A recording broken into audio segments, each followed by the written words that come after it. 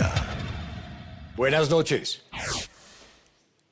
La historia de crimen de esta noche se destaca por una razón: la insólita forma como fueron asesinadas las víctimas.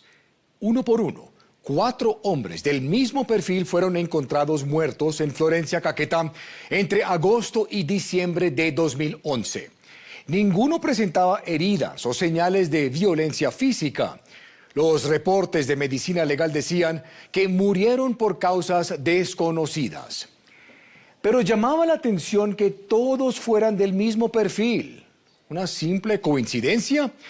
Pronto comenzaron los rumores que detrás de esto había algo oscuro. Y durante 6 meses, los hombres solventes mayores de 40 años en Florencia se preguntaban: ¿será que yo seré el próximo? Las autoridades decidieron investigar con más rigor y descubrieron que los muertos habían sido seducidos por una pequeña mujer de rasgos indígenas. ¿Quién era? ¿Podrían relacionarla con las extrañas muertes? Susana Suescún viajó a Florencia, Caquetá, para investigar la misteriosa historia del bebedizo de la muerte.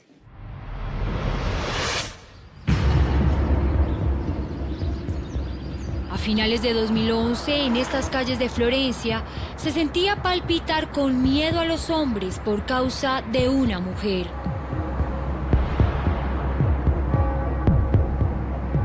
Esta mujer escogía a sus víctimas entre los 50 y 60 años, porque eran las personas como más propensas a ser, por decirlo así, seducidas. Ella se ganaba su confianza para luego acabar con su vida. 4 muertos, uno tras otro, en menos de 5 meses. Él nunca se imaginó que una mujer pudiera llegar, me imagino, que a hacer tanto daño. Una mujer hábil que además logró confundir a las autoridades. La forma como causaba la muerte a sus víctimas fue por mucho tiempo un completo misterio. El dictamen de medicina legal nos decía que no se podía establecer la causa de la muerte y como no se tomaron muestras, entonces no decía si la muerte era natural o violenta. Y eso nos truncaba. Las víctimas no tenían señales evidentes de violencia, ni ninguna lesión física aparente. Las autoridades sospechaban quién estaba detrás de las muertes y creían que la asesina podía seguir actuando, pero no tenían cómo demostrarlo. Solo con una compleja investigación por parte de la policía y el trabajo avezado de la fiscalía se lograría saber la verdad. Séptimo día entrevistó a la mujer que planeaba todo, Yadira Narváez, catalogada como una de las más peligrosas homicidas en serie de los últimos años en Colombia. ¿Por qué lo hizo, Yadira? ¿Cuál fue su motivación detrás de todo eso?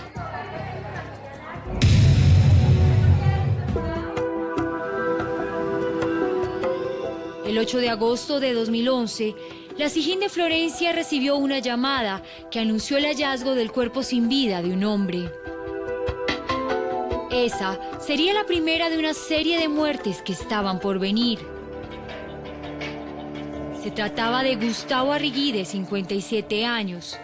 Ese día, su esposa, María Nubia García, lo vio por última vez en la mañana, cuando él la despidió en el terminal de buses de Florencia. Él me decía que porque él no había viajado conmigo, entonces pues que yo estaba enojada. Yo le decía, no, no estoy enojada. Entonces me cogí, me abrazaba, me besaba y ya me fui.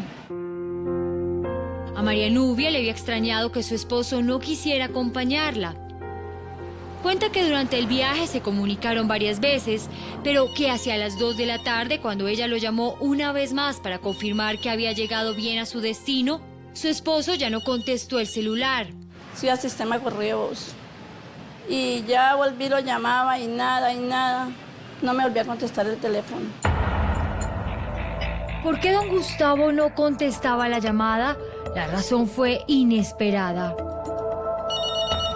Hacia las 5 de la tarde, María Nubia ya había insistido varias veces al celular de su esposo, pero seguía sin obtener respuesta. ¿Quién sabe dónde estará? Es lo que pensamos nosotras las mujeres. Preocupada, pidió ayuda a un sobrino para que se acercara a su casa y se cerciorara de que a él no le había ocurrido nada. Allí se encontró con una fatal escena que fue reportada inmediatamente a las autoridades. Óscar Marmolejo es el investigador de homicidios de la SIJIN de Florencia que llegó al lugar. Se agachó por este lugar, debajo del portón, y observó que dentro de la vivienda se encontraba el vehículo del señor Gustavo Arregui. La ventana ya estaba abierta. Esa ventana estaba abierta. Lo que hacen ellos es meter la mano. Cuando ingresan, encuentran sin vida al señor Gustavo Arregui en una posición de cúbito dorsal, boca arriba, semidesnudo. Mi sobrino llegó y me dijo, ya angustiado, ya llorando, me dijo, tía, dijo, Gustavo está muerto. Entonces yo le dije, ¿qué? Dijo que Gustavo está muerto. En ese momento, cuando a usted la llaman a darle la noticia, ¿qué le dijeron sobre la muerte de su esposo? ¿Cuál era la causa? Dije, pronto un infarto. Pues una persona sola. Él no estaba enfermo, él estaba tomando droga, no había consumido licor, nada. Yo me fui y él quedó bien. En efecto, tanto familiares como la policía pensaron que era una muerte natural. Gustavo Arregui no presentaba golpes, heridas por arma o ningún otro tipo de trauma que indicara una muerte violenta.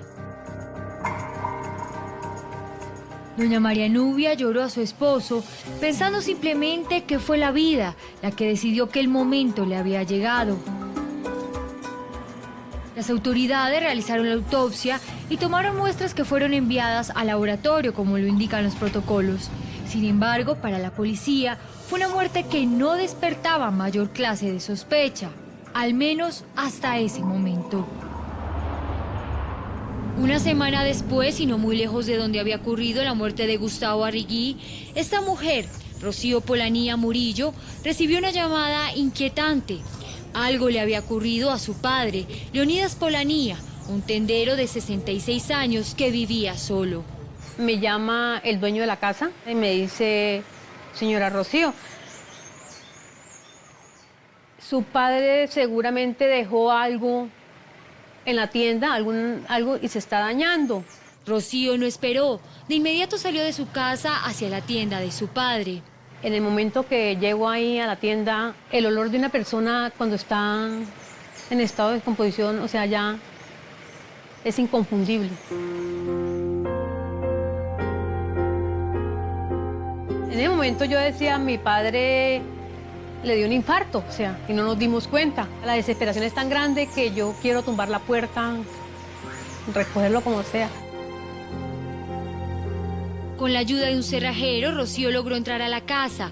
Efectivamente, su padre estaba tirado en el piso sin vida. Mi padre está entre la habitación de él y la cocina. Está tendido en el piso, desnudo.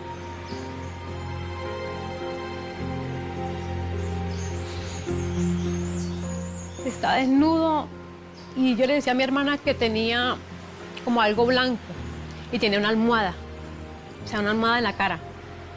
Y esa tenía como una cosa blanca, así. Estaba tirado, tenía una toalla por acá y una sábana. Entonces, yo solamente lo veo y no lo quiero ver más. Inmediatamente, Rocío llamó a las autoridades, quienes se percataron que el cuerpo de Leonidas Polanía, así como el de Gustavo Arregui, tampoco tenía ningún disparo, ninguna herida ni ningún signo de violencia. Sin embargo, algo llamó fuertemente su atención. Algunas de las pertenencias de este señor fueron hurtadas, tales como la caja fuerte, elementos de la tienda, elementos de la vivienda, como enseres, electrodomésticos. Lo primero que yo veo es que no está la nevera y no está el televisor. ¿Qué puedo pensar? A mi papá lo robaron. Lo mataron por robarlo. Pero, ¿cómo lo habían matado? No había signos de violencia. A primera vista, todo parecía indicar que era una muerte natural. Sin embargo, los familiares afirmaban que Leonidas Polanía era un hombre sano. La policía empezó a oler algo sospechoso, por lo que comenzaron a investigar. Los vecinos alertan de que aproximadamente un día anterior, en la hora de la madrugada, un taxi llega a esa residencia en conjunto, se baja una señora, un vehículo tipo camioneta, donde se dan cuenta de que hacen un trasteo en horas de la madrugada. Pues los vecinos se alertan porque obviamente no se trata de algo normal, porque un trasteo no se hace en horas de la madrugada. Los vecinos toman la placa del taxi. La policía tenía pistas sobre quién podría haber ejecutado el robo en la casa de don Leonidas. La sospechosa era una mujer. ¿Pero tendría ya que ver con la muerte? ¿Cómo? Si el cuerpo no tenía ninguna lesión física. Gracias a estas imágenes obtenidas con una cámara de seguridad de la zona, los investigadores de la SIJIN confirmaron la versión de los vecinos. Esta camioneta blanca en la que se habían llevado las pertenencias de don Leonidas quedó registrada hacia las 4 a.m. Con las placas, los investigadores ubicaron al propietario del vehículo, quien afirmó que había sido contratado esa madrugada por una mujer para hacer un trasteo en la casa donde horas después encontraron el cadáver. Esta persona hace unas características físicas de esta mujer que la describe como una persona de 1,65 a 1,70 centímetros de estatura, bajita, por decirlo así, de contextura gruesa, de aproximadamente 25 a 30 años de edad, aindiada, pelo largo. Hay una irregularidad en las características de fabricación. La SIJIN empezaba a armar el rostro detrás del robo a don Leonidas, pero aún no tenían un nombre. Nos indica que había recogido una señora de ese lugar y la había llevado a una residencia en el centro de Florencia, más exactamente en la residencia Carolina. Los investigadores fueron entonces a la residencia Carolina, donde el conductor afirmaba que había dejado a la mujer. Este es el hombre con quien la policía habló, Fabián Andrés Grajales, quien para entonces era el recepcionista y aseguró que la atendió ese día. ¿Qué aspecto tenía ella? ¿Cuál era su actitud cuando llegó a la residencia? Venía nerviosa, como asustada, como huyéndole a algo. Me llamó mucho la atención por las cosas que traía. Traía una bolsita con puras monedas. Venía una nevera, un colchón, televisor, remesa, bastante comida, repisas, bolsas, cajas. Fabián también recordaba cómo era físicamente la mujer. Como indiadita, cabellera negra, bajita, gordita. Entonces ellos me dijeron que sí, más o menos era esa persona. Preguntaron que si habían cámaras en la residencia, yo le dije que no. Fabián tampoco tenía registro con sus datos. Porque ella se iba a quedar un rato. Y en la residencia, pues, los ratos no se registran. ¿Quién podría ser esta mujer? Los policías solo contaban con una descripción compartida por 2 testigos. Una mujer de estatura baja, entre 25 y 30 años, con textura gruesa, pelo negro largo y rasgos indígenas. Siempre esa particular era la aindiada. Las autoridades hablaron con los familiares de Leonidas para contarles sobre los indicios que tenían de aquella mujer. La reacción fue reveladora. Los familiares dan cuenta de que a su padre lo estaba pretendiendo una mujer hacía 8 días de su muerte. Una mujer con las mismas características. ¿Podría ser casualidad? La mujer que describían los testigos era similar a una que Rocío y su hermana habían visto 8 días antes en la tienda de su padre. Ella se tapó la cara con el cabello y se agachó la cara, que tenía un pocillo de tinta. O sea, obviamente que se había quedado con mi padre ese día ahí, esa noche. A sus 2 hijas les pareció que la mujer era muy joven para estar con don Leonidas, un hombre de más de 60 años. En medio de la investigación, Rocío recordó que debido a sus sospechas, ella había esculcado días antes en el cuarto de su padre y que había encontrado algo que podía ser valioso para la SIJIN. Hoy abro el closet de mi papá, hay un bolso como de estilo estudiantil. Yo lo abro y dentro del bolso hay un jean y hay un sostén de mujer y hay una bolsita blanca transparente como con unos documentos. De esa bolsa tomé la cédula y tomé un cuaderno y una hoja de papel y un lapicero y anoté todos los datos de esa cédula, todos, su número, de a dónde era ella. Sin saberlo, este papel, en el que Rocío, llevada por su instinto protector, anotó los datos de la desconocida mujer, sería pieza clave para encontrarla. La mujer que estaba visitando a su padre recibía el nombre de Yadira Narváez. Con su número de cédula, los investigadores ubicaron esta fotografía en la registraduría. ¿Sería la misma mujer de la que hablaban los vecinos, el conductor y el recepcionista? Para comprobarlo, Sigin creó este álbum fotográfico para que de nuevo los testigos la identificaran. Herney León Murcia es el fotógrafo judicial de la Sigin de Florencia.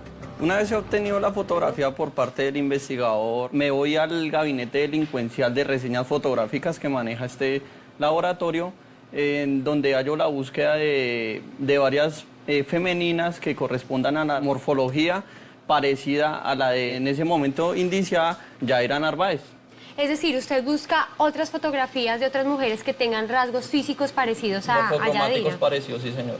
Y se arma, digamos, esta álbum fotográfico. Sí, señor. ¿Con qué fin se busca que sean parecidas las mujeres a la indiciada? Para que en el momento que el investigador testigo o victimario vaya a hacer el reconocimiento de la indiciada Yadira, se demore un momento en el reconocimiento y vea minuciosamente cuál persona es, si verdaderamente es o no. Para ello se realizan dos plantillas, 1 y 2. O sea, en distinto orden. En distinto orden. Es decir, si yo como testigo señalo 2 veces a la misma mujer, en este caso a Yadira, hay una mayor seguridad de que yo esté diciendo la verdad. Sí, señora. Hay una mayor seguridad. Y con esa seguridad fue reconocida. Todos los testigos coincidieron en que esta era la mujer que habían visto. Era claro, Yadira Narváez, la mujer que frecuentaba a Leonidas, era la misma que había hurtado sus cosas. Ahora la labor de la policía era demostrar que ella también tenía que ver con su muerte. Pero su tarea no sería fácil. Generalmente medicina legal determina la causa de la muerte de una persona cuando detecta en el cuerpo un disparo, algún tipo de trauma o lesión. Pero en este caso afirmó que la causa de la muerte de Leonidas Polanía no se podía determinar. En el momento que medicina legal nos da un documento donde dice muerte indeterminada, pues no podía ser, o sea, no se sabía de qué había muerto. Si había sido un infarto, si hubiera tomado algún medicamento, o sea, nada, no sabíamos nada. Lo que nos faltaba a nosotros era la prueba reina, no se podía hacer nada. Entonces la muerte estaba por indeterminar. Los familiares estaban angustiados, me llamaban, ¿qué pasó con el caso? Se está investigando, pero faltan los resultados.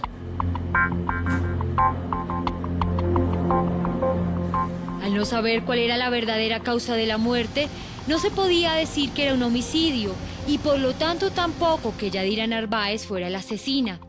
El caso corría el riesgo de ser archivado por la Fiscalía.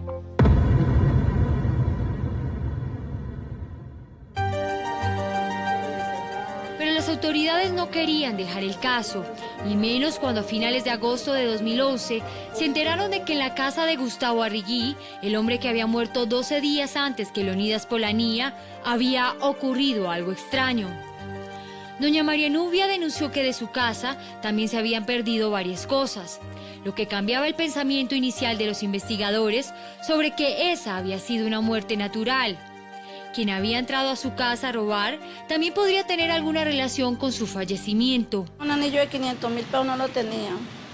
El celular, una alcancía, una loción, una botella de whisky fina que teníamos tampoco. Cosas así, leves, pero sí hacían faltas cosas.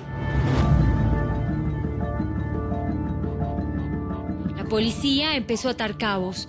Tanto Gustavo Arrigui como Leonidas eran hombres mayores. Se encontraban solos en sus casas al momento de morir.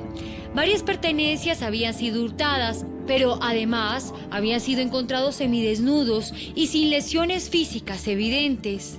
En la labor de vecindario, en el sector donde ocurrieron los hechos, se logra establecer una posible testigo. Esa persona nos manifiesta de que efectivamente se da cuenta de que sale una mujer dentro de la vivienda del señor Gustavo Arrigui. Una mujer con las características gordita, bajita, aindiada, pelo largo, Inclusive ella misma lo narra, que tenía una blusa roja, que no se le va a poder olvidar. La vecina que vio salir a la misteriosa mujer de la casa de don Gustavo el día de su muerte señaló una vez más y con facilidad a Yadira Narváez en el álbum fotográfico de la Sijín. Pero no era una desconocida. Al verla, María Nubia la reconoció de inmediato. Yo le distingo a los abuelos, la mamá, la distinguí cuando era niña. Yadira Narváez era una vieja conocida de Solita, Caquetá, el pueblo de donde provenían Gustavo y María Nubia. El saludo, pero así que hubiéramos compartido o yo ser amiga de ella, no, para nada. Era extraño, porque estaba esta mujer en su casa, ¿qué hacía solo su esposo con ella?, se preguntó doña María Nubia. Su sorpresa fue mayor cuando supo que Yadira estaba relacionada también con otro hurto y posiblemente con otra muerte. Las autoridades empezaron a darse cuenta que entre la muerte de Gustavo Arrigui y la muerte de Leonidas Polanía habían varias cosas en común. Su perfil, la escena del crimen y también las descripciones que hacían de la sospechosa varios testigos. Pero había algo más. Ambos vivían en este mismo barrio, el barrio Avenida Gaitán en Florencia. Gustavo Arrigui vivía en esta casa de rejas negras, mientras que Leonidas Polanía vivía a solo unos metros, donde se alcanza a ver esa carpa verde. La misteriosa mujer, en menos de 8 días, había dejado por su paso en esta zona 2 víctimas. Pero el misterio persistía. ¿Cómo habían muerto los 2 hombres? Para el caso de Gustavo Arrigui, las muestras tomadas aún no arrojaban resultados, mientras que en el caso de Leonidas Polanía, Medicina Legal de Florencia ya había declarado que su muerte era indeterminada. Los investigadores tenían sus radares encendidos, sabían que Yadira Narváez podía actuar de nuevo.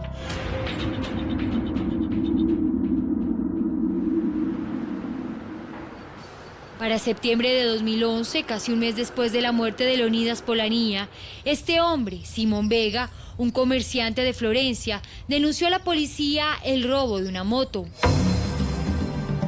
Era una denuncia común. Sin embargo, la atención de los investigadores se volcó hacia Simón cuando este aseguró que había sido una mujer, pero no era cualquiera. Gordita, bajita, aindiada, pelo largo. Las mismas características de Yadira Narváez. ¿Sería solo casualidad? Si era la misma mujer que supuestamente había asesinado a Gustavo y a Leonidas, ¿por qué no provocó la muerte de Simón? Que ella venía en busca de compra de una moto. La muchacha no, pues yo no la miré así como mala gente, no, se miraba bien y ella me vino a hablar del negocio y me dijo cuánto pide por la moto. Yo le dije, vale 3.500.000 la moto. Y ahí es donde ella me dijo que nos fuéramos para el Hotel Monterrey, que allá estaba el hijastro de ella, que era un policía, para que revisara los papeles de la moto. Entonces le dije, pues listo, no hay problema, vámonos. Según Simón, él y la mujer se trasladaron en su moto al hotel. Allí la mujer lo invitó a seguir a su habitación, asegurando que su hijastro, quien revisaría que los papeles del vehículo estuvieran bien, llegaría en cualquier momento. Como a los 10 minutos nada que aparecía el muchacho, entonces yo le dije, pero ¿qué pasa? Que el muchacho no aparece y yo necesito irme a hacer otra vuelta. Lo llamó, Dios, que lo esperemos 10 minuticos que ya viene. Entonces ahí fue donde me dijo que si no me provocaba tomar algo, que le dije, bueno, pues me tomo una cerveza. Según su narración, la mujer salió de la habitación y a los pocos minutos regresó con 2 cervezas ya destapadas. De todas maneras, yo se la recibí y empecé a tomármela. Y hablando ahí, nosotros tomándonos la cerveza, ella se terminó la cerveza de ella y se bajó de una vez abajo a traer otras 2 cervezas. Cuando ya subió, yo ya me sentí mal. Yo le dije, no, yo más cerveza no tomo porque me siento mal con esa cerveza. Yo empecé a sentirme como un desaliento y como que la carne me hormigueaba y todo me daba vueltas. Entonces yo dije, no, eso algo algo pasó con esta cerveza. Cuando ella le ofrece esa cerveza y usted se la empieza a tomar, ¿sintió un sabor extraño o algo que le llamara la atención? No, para nada, no. La cerveza estaba fría y yo no le sentí sabor de nada. Simón creyó que la cerveza estaba pasada y que por eso su cuerpo reaccionaba de esa forma. Por eso actuó inmediatamente. Y me paré de ahí y me fui para el baño a trasbocar. Y yo a lo que trasboqué una espuma como rosada. Entonces yo empecé a tomar agua. A lo que yo me sentía lleno de tomar agua, yo me metía los dedos a la boca y trasbocaba. Y así me autolavé el estómago como unas 3 veces.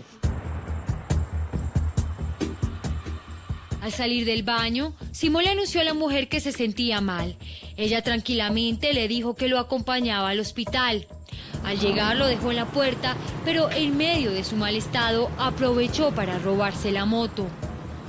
Simón creía que todo se debía a una intoxicación por el mal estado de la cerveza que había ingerido y que la mujer simplemente había aprovechado la situación.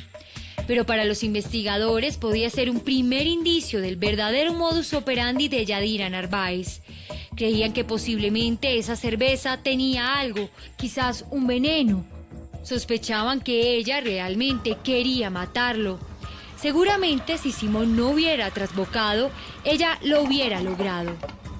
¿Sería esa la causa de la muerte de Gustavo Arrigui y Leonidas Polanía? ¿Envenenamiento? Tendría sentido, sabiendo que ninguno de los dos presentaba heridas o lesiones físicas externas que se pudieran relacionar con su muerte. Sin embargo, con esta nueva hipótesis surgía una pregunta. ¿Por qué en las autopsias de medicina legal no se había detectado ningún tóxico o veneno? Sin ello, era muy poco lo que la policía podía hacer. Para capturar a Yadira Narváez necesitaban tener esa prueba. ¿Pero cómo? Por ahora, la mujer tenía el camino libre para seguir actuando.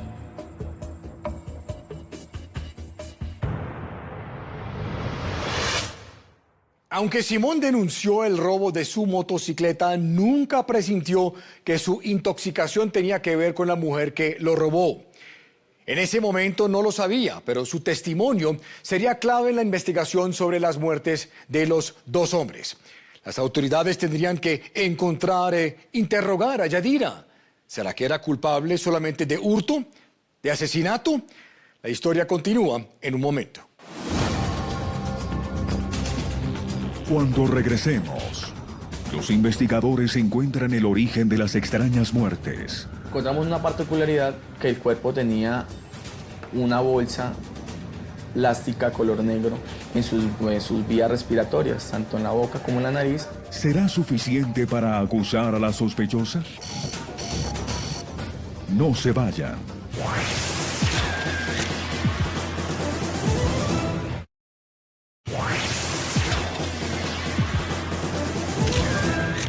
Séptimo día.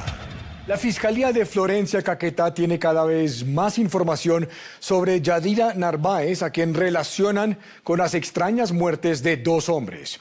Se piensa que ella estuvo con ellos antes de que encontraran sus cuerpos. Aunque Yadira está denunciada por robo, no hay pruebas contundentes para acusarla de homicidio. Mientras que la Fiscalía las reúne, Yadira continúa en libertad y quizás al acecho. Así continúa la historia de Susana Suescul.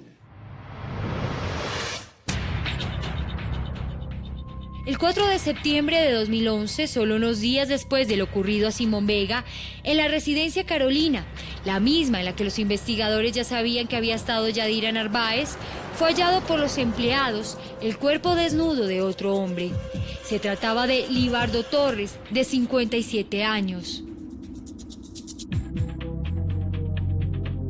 Dentro de una habitación, más exactamente la habitación número 14, tenía una particularidad, que las huellas o sus impresiones dactilares se encontraban llenas de tinta de huellero. Al preguntar a los empleados del hotel, estos aseguraron que una mujer que había llegado con el hombre a la residencia había salido horas antes del lúgubre hallazgo, llevándose la motocicleta en la que habían llegado. Una mujer gordita, bajita, aindiada, de pelo largo, con las mismas características del caso del señor Gustavo Arregui y el señor Leonidas Polanía.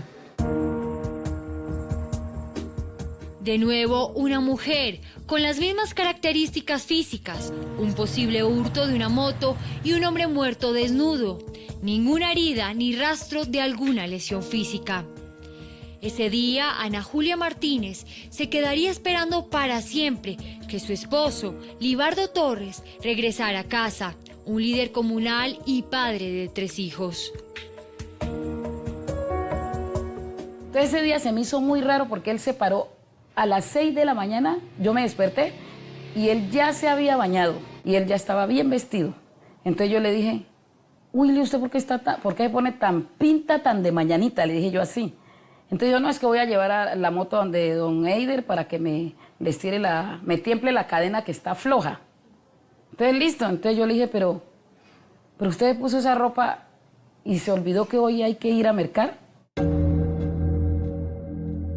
La elegancia de su marido la inquietó un momento, pero al rato lo olvidó, después de que le dio la lista del mercado. Él salió de aquí más o menos, eran las 8:30 de la mañana. Cuando dieron las 9:30, dije yo, pero bueno, ¿por qué no llega Ali si él no se demora? Cuando dieron más o menos las 9:30, yo lo llamé. No, de una vez el celular estaba sin señal. Entonces yo dije, pero bueno, ¿y qué pasó si él no iba para las afueras de Florencia? ¿Por qué no tiene señal? Lo que Ana Julia no sabía es que a esa hora Libardo estaba con Yadira en la residencia. Su angustia se fue incrementando. Insistía al celular de su esposo, pero no obtenía respuesta. Finalmente, a las 4 de la tarde, la noticia llegó a la puerta de su casa. Abrí la puerta y le dije, siga. Entonces él me dijo, no, lo que pasa es que yo iba con mi hijo como a la 1 de la tarde, por allá por la 10ª, y miré que iban sacando un cuerpo de una residencia, miré a un poco de gente. Y fuimos a chismosear un cuerpo que iban sacando, pero era muy parecido a Libardo. De inmediato, la última imagen que tuvo de su esposo esa mañana se le vino a la cabeza. ¿Cómo así? Y dije yo, ¿y qué ropa llevaba? Entonces me dice él, no sé qué ropa llevaba porque no miré la ropa, no me fijé en la ropa. Pero sí miré a unos del CTI con unas sandalias. Dije yo, ¿cómo eran las sandalias? Cafecita destapada por detrás. Me dice él, sí, eran unas sandalias cafecitas. Y yo, ay, Dios mío, ese era Libardo porque él se fue con unas sandalias cafecitas. Dije yo, ¿y la moto? Entonces me dice él, no, yo no sé de moto. Dije yo, ay, Dios mío, fue que lo mataron por quitarle la moto.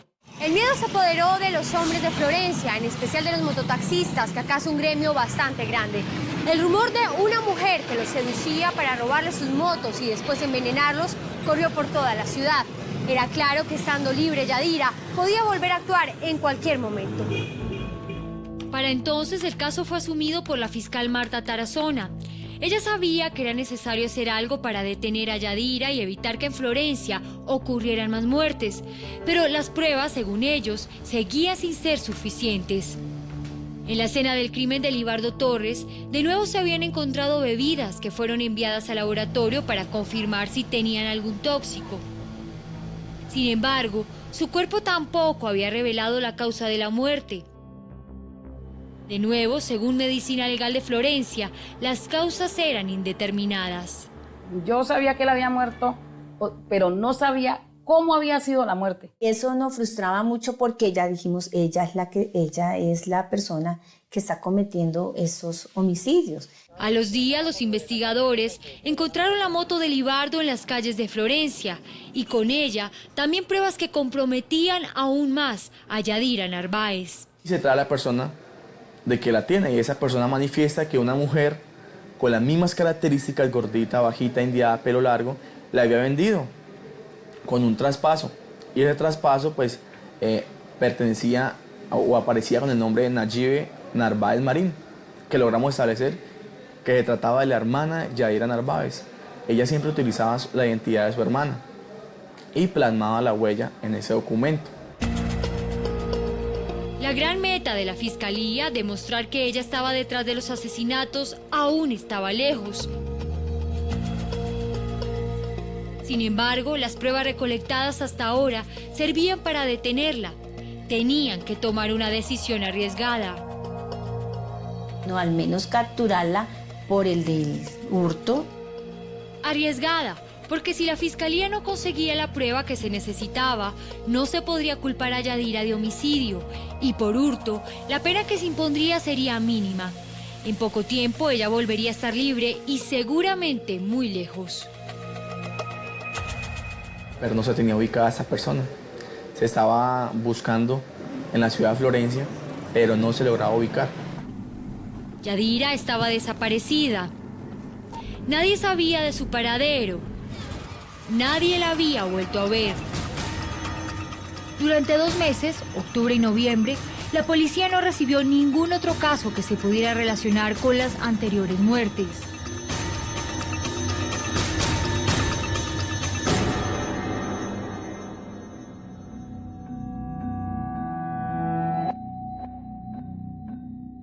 Sin embargo, el 11 de diciembre de 2011, casi 3 meses después de la muerte de Libardo, la policía recibió un reporte de desaparecido. Reinaldo Ramírez, un hombre de 55 años, mototaxista, había salido a trabajar por la mañana y no había regresado. Para la policía era posible que Yadira hubiera dado un nuevo golpe.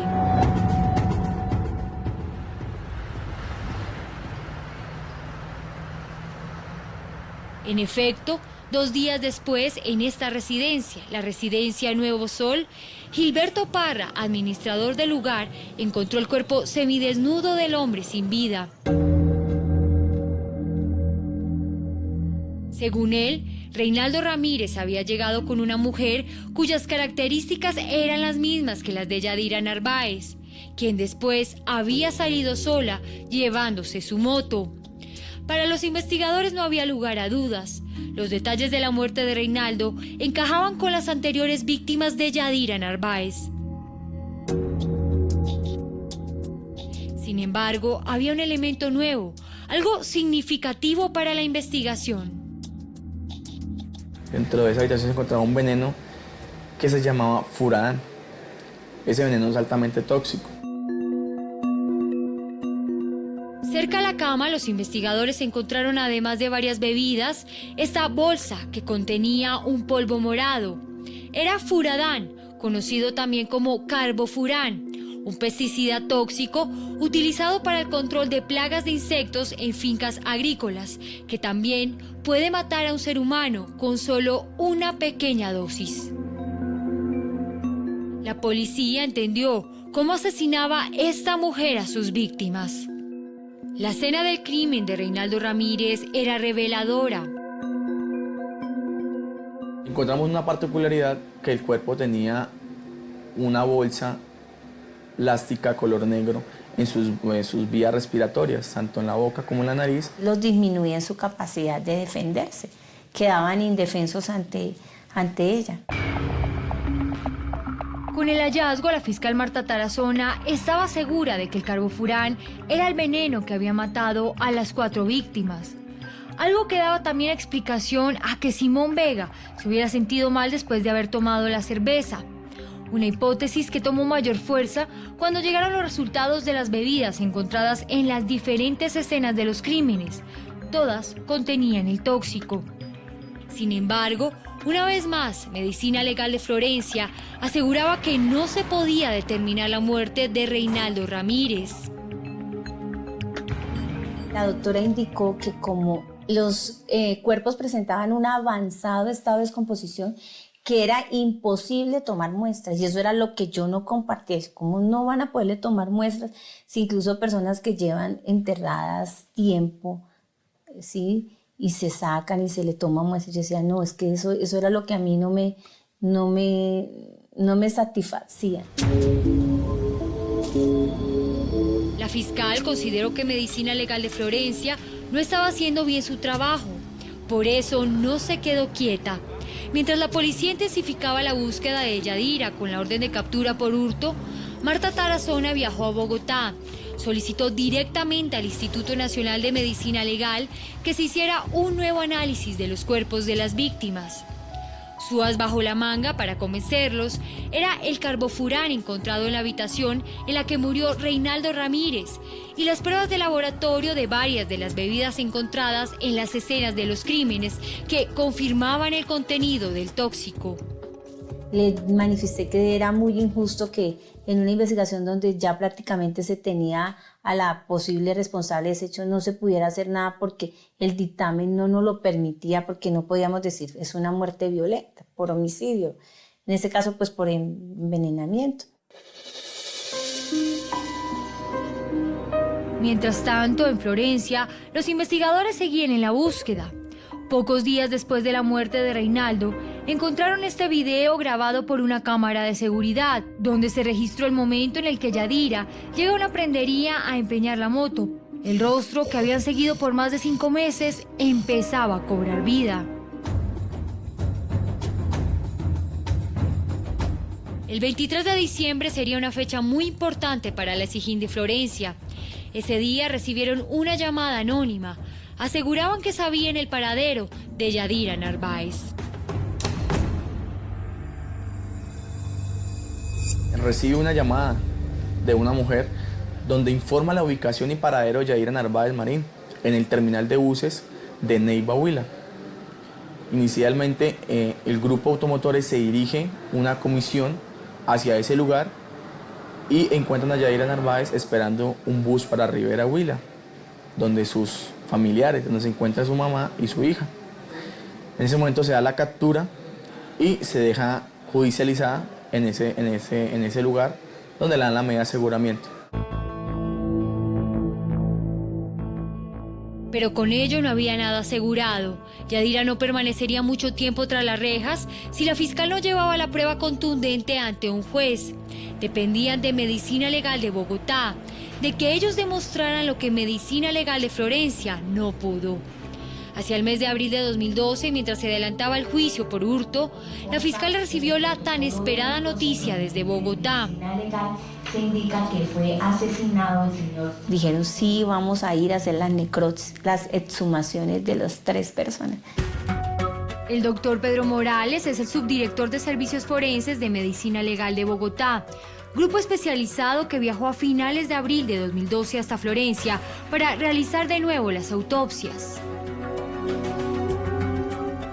Es muy importante que la Fiscalía nos orientó sobre que había una hipótesis de una posible homicidio. Había la sospecha de golpe una acción de un tóxico. ¿Cómo se realizan estas exhumaciones? ¿Qué tan difícil es desarrollar ese trabajo para ustedes?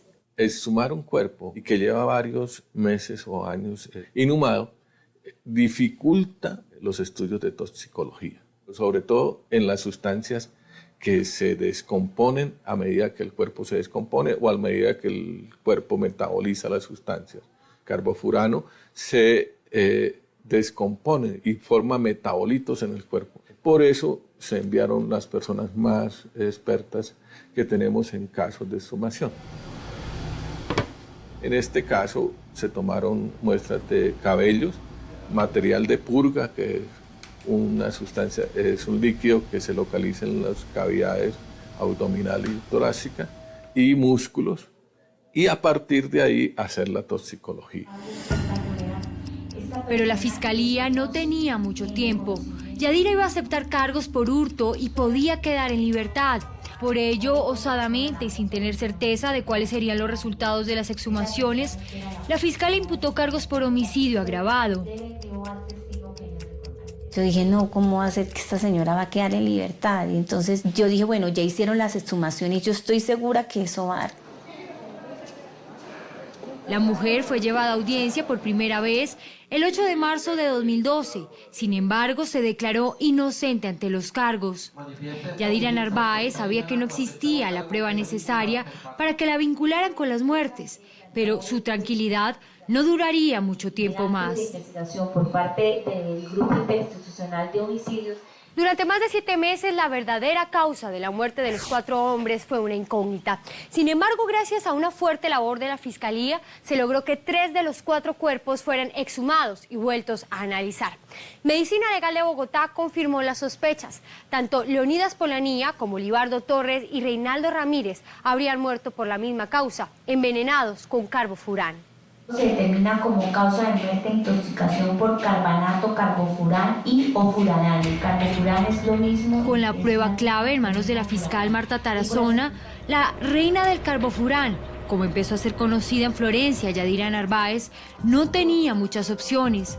Arrinconada, tuvo que aceptar todos los cargos. Le solicito me manifieste si acepta o no acepta los cargos. Sí.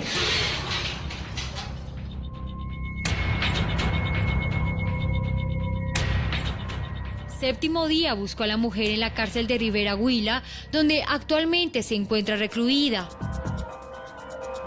Ella aceptó por primera vez hablar con un medio nacional. ¿De dónde sale, digámoslo así, la idea de usar el carbofurán, este insecticida, para asesinar a sus víctimas?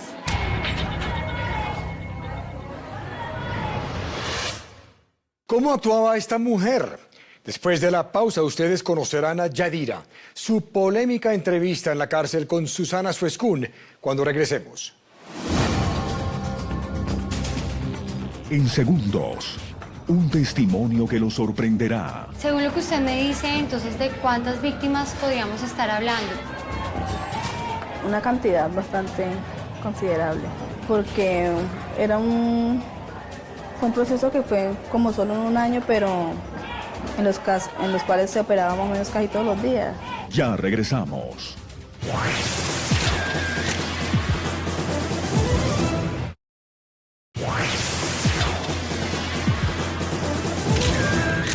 Séptimo día. Veneno. Yadira Narváez lo utilizó para matar a sus 4 víctimas. Esta mujer, que a primera vista se muestra sencilla, tranquila, casi indefensa, se desprende de emociones y de cualquier señal de compasión al confesar la forma como planeó y llevó a cabo cada uno de sus crímenes. Finalmente, la Fiscalía de Florencia descubrió la verdad detrás de la misteriosa muerte de los 4 hombres. Un tóxico conocido como furadán o carbofurán era proporcionado por esta mujer en distintas bebidas a los hombres, quienes morían prácticamente de manera inmediata, sin dejar ningún tipo de señal evidente en sus cuerpos. Séptimo día logró entrevistar a Yadira Narváez en la cárcel de Rivera Huila, en donde actualmente se encuentra recluida. Acepta haber ejecutado los crímenes, pero asegura también que no actuaba sola. Éramos varios, pero de eso la única que estoy capturada soy yo. Éramos 4. Dentro de los cuales, afirma, estaba su novia. Yadira se declara homosexual y dice que todo lo hizo cegada por el amor y el dinero. Ella también participó en varias ocasiones, sino que prácticamente, como se dice, yo hacía el trabajo sucio y ella hacía lo demás. ¿Por qué lo hizo, Yadira? ¿Cuál fue su motivación detrás de todo eso? Estaba encarretada con el cuento. Se miraba la plata fácil, manejamos bastante plata y teníamos una vida bien. No hacíamos nada, solo viajar y como disfrutar de eso, porque no pensábamos en un futuro ni nada tampoco, sino como disfrutar el momento. ¿Ustedes hacían un seguimiento, planeaban y, digamos, identificaban a las que iban a ser sus víctimas?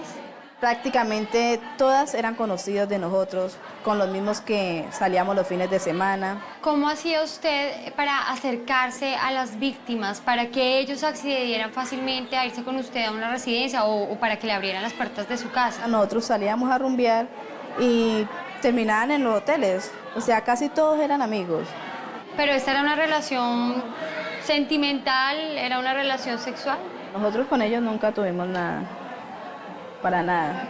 De pronto sí se iban con nosotros esperanzados a algo, después de tragos o algo. No falta la persona que es como, que va como con el morbo y mira a ver, para ver de pronto ver qué puede sacar.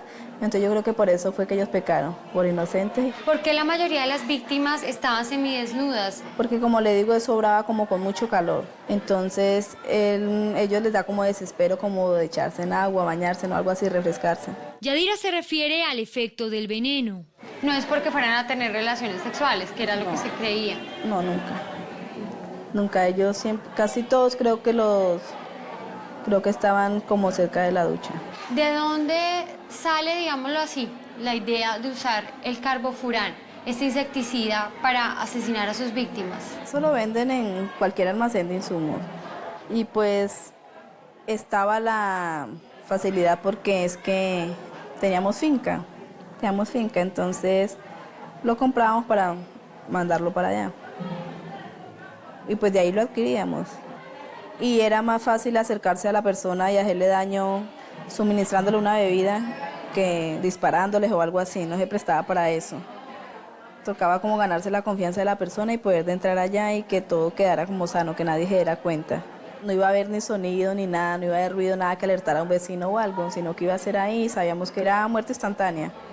Ve, y no tocaba prácticamente como bregar mucho para hacer eso. Sí. ¿Cómo era la dosis? ¿Cómo preparaba usted esa bebida? Eso es un veneno mortífero, no, una dosis mínima que tenga contacto tantico con los labios o algo, ya con eso basta.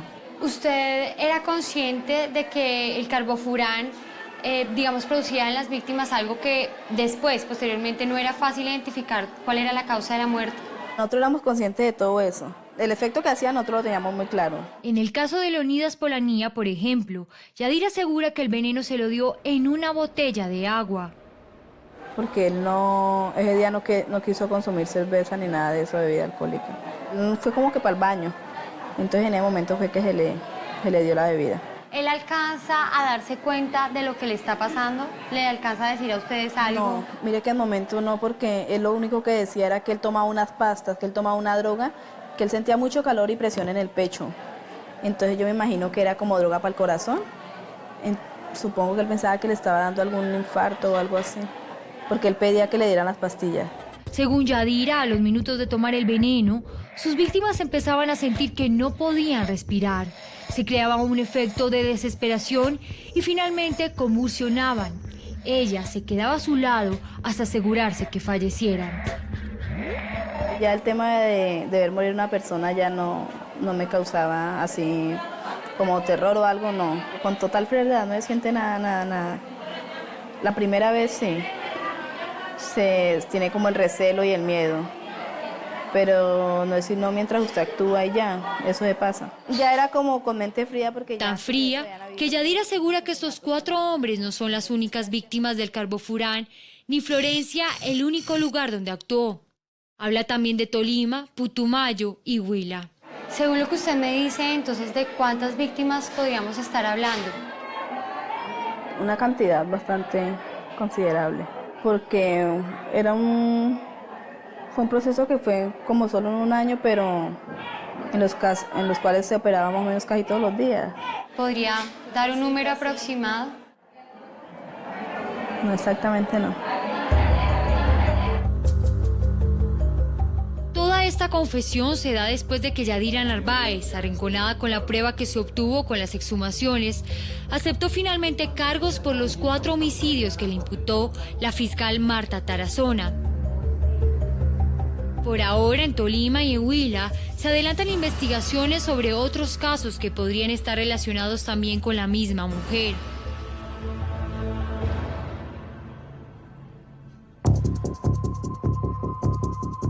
El pasado 31 de enero de 2013, en audiencia, el juez Henry Yesid Sánchez condenó a Yadira Narváez a 35 años de cárcel por el homicidio agravado de Reinaldo Ramírez. En espera están las sentencias por los homicidios de Libardo Torres, Leonidas Polanía y Gustavo Arrigui. Al final, por la redosificación de penas, Yadira pagaría aproximadamente 50 años de cárcel.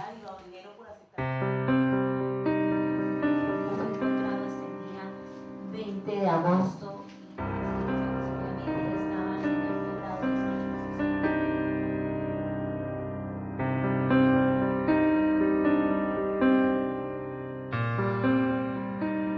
Hoy, esposas e hijos sienten un peso menos al aclarar la muerte de sus familiares.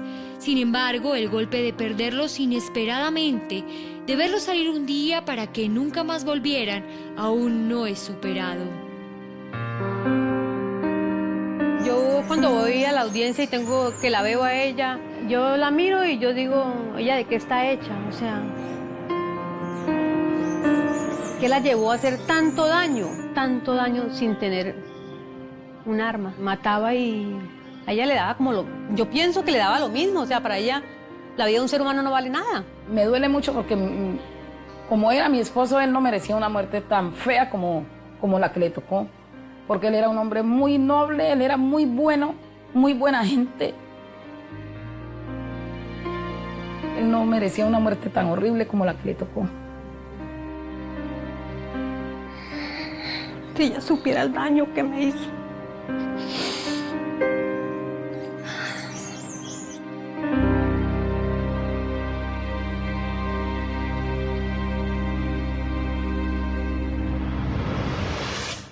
Si bien Yadira Narváez recibió una sentencia de 35 años por uno de los homicidios, su condena total podría oscilar entre 40 y 50 años por los otros 3 asesinatos que perpetró. Por su parte, los familiares de Leonidas, Gustavo, Libardo y Reinaldo están satisfechos y consideran que se hizo justicia.